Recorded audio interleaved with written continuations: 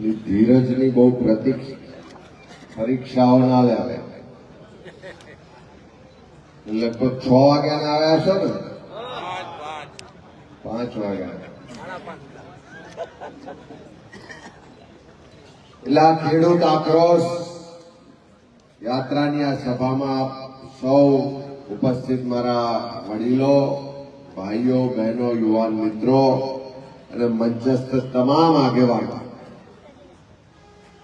આજે સવારે સોમનાથ દાદાના આશીર્વાદ લઈ આખા ગુજરાતના ખેડૂતોની જે તકલીફ છે, જે પીડા છે, જે દર્દ છે, જે આક્રોશ છે, એને વાચા આપવા માટે શરૂ થયેલી આ ખેડૂત આક્રોશ યાત્રા આખા દિવસે ભ્રમણ કરતા કરતા વચ્ચે ખેડૂતોના ખેતરોની મુલાકાત લીધી, અનેક લોકોની વાતો સાંભળી, અનેક લોકોની તકલીફો, દર્દ, પીડા પ્રત્યક્ષ જોઈ, જાણી અને આજે કેશોદ ખાતે પહોંચી છે. આજે ગુજરાતમાં કોઈ ચૂંટણીઓ નથી, આજે કોઈ મત પણ લેવાના નથી, આજે કોઈ સરકારો બદલવા પણ નથી નીકળ્યા.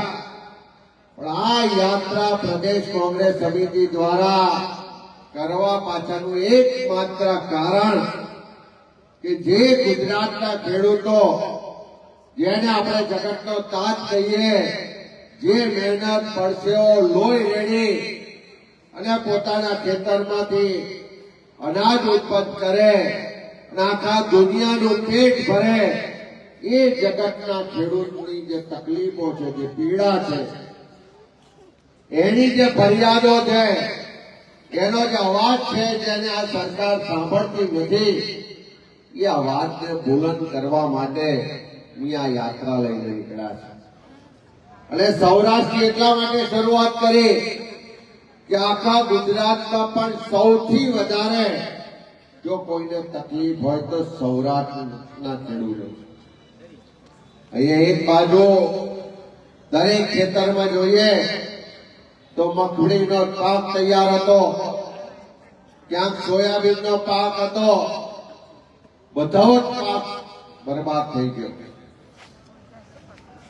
અને સરકાર પાસે જે અપેક્ષા હોય કે સરકારને માય બાપ કહીએ.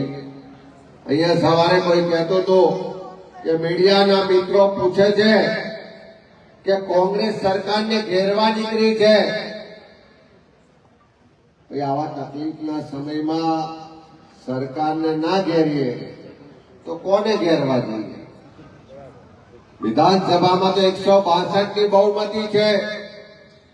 પંચાયત થી લઈને પાર્લામેન્ટ સુધી ભારતીય જનતા પાર્ટીનું શાસન છે.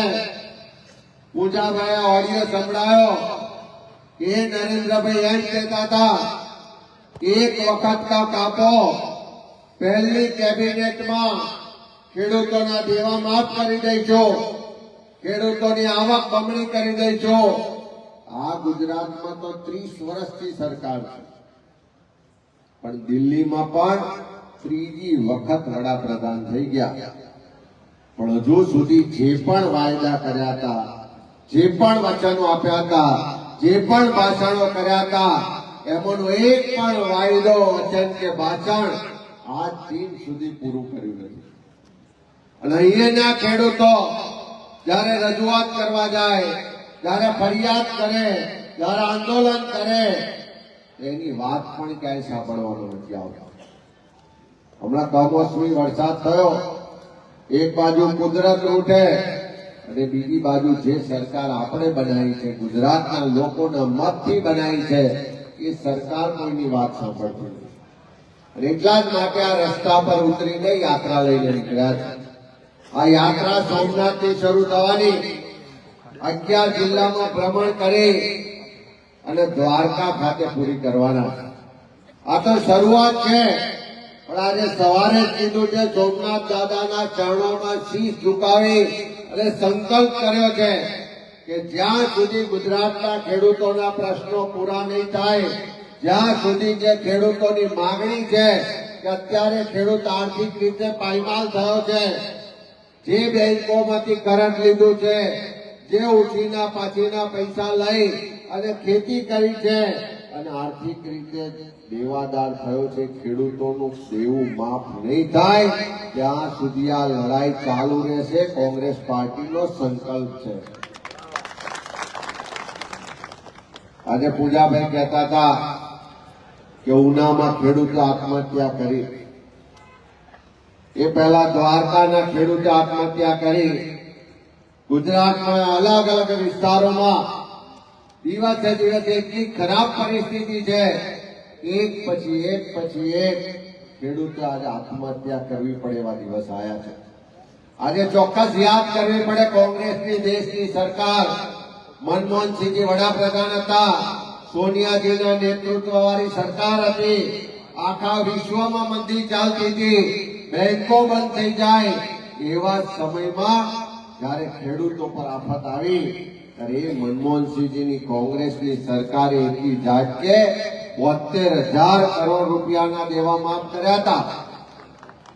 અહીંયા પાલભાઈ કીધું એમ 5-25 ઉદ્યોગપતિઓ હોય એના 25 લાખ કરોડ રૂપિયાના દેવા માફ થાય, પણ જગતનો તાત એવો ખેડૂત આજે તકલીફમાં હોય, આત્મહત્યા કરતો હોય અને એના દેવા માફ કરવાની વાત આવે ત્યારે આ ભારતીય જનતા પાર્ટીના કાન નાક બંને બંધ થઈ જાય છે.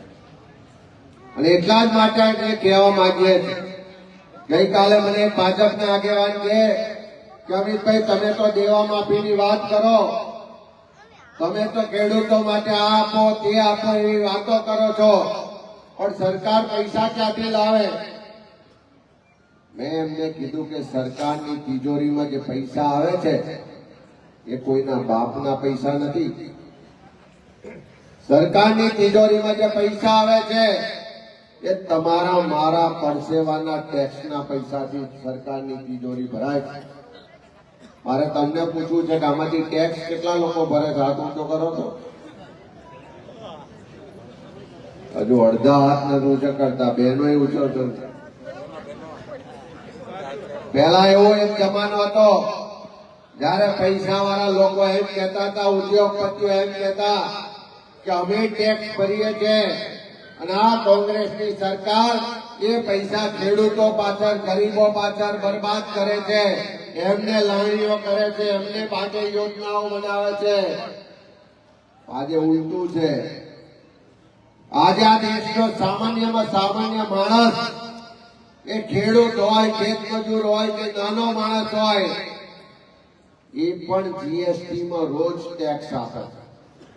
આજે અમિત ચાવડાએ આ શર્ટ પહેર્યો છે, એના પર જેટલો જીએસટી લાગે છે એટલો જ કોઈ ગામડાનો સામાન્ય ખેડૂત હોય કે ખેત મજૂર હોય એ પણ બજારમાંથી શર્ટ લેવા જાય એના પર પણ એટલો જ જીએસટી લાગે છે.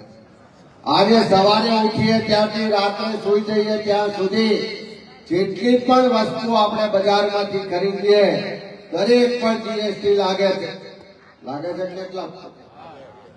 જો દરેક વસ્તુ પર જીએસટી લાગતો હોય, દરેક વસ્તુ પર ટેક્સ સામાન્ય માણસ આપતો હોય, તો સરકારની તિજોરીમાં જે પૈસા આવે છે એમાં સૌથી મોટો જો હિસ્સો હોય તો આ દેશના સામાન્ય લોકોનો હિસ્સો છે. આપણે ભરેલો ટેક્સ, આપણા પૈસાથી ભરાતી તિજોરી, આપણા પૈસામાંથી બનતું બજેટ, અને એમાં જો આપણે ધ્યાનમાં ના રાખતા હોય, આપણા માટે પૈસા ના વપરાતા હોય તો એવી સરકારને એક દિવસ પણ ચાલવા ના દેવાય.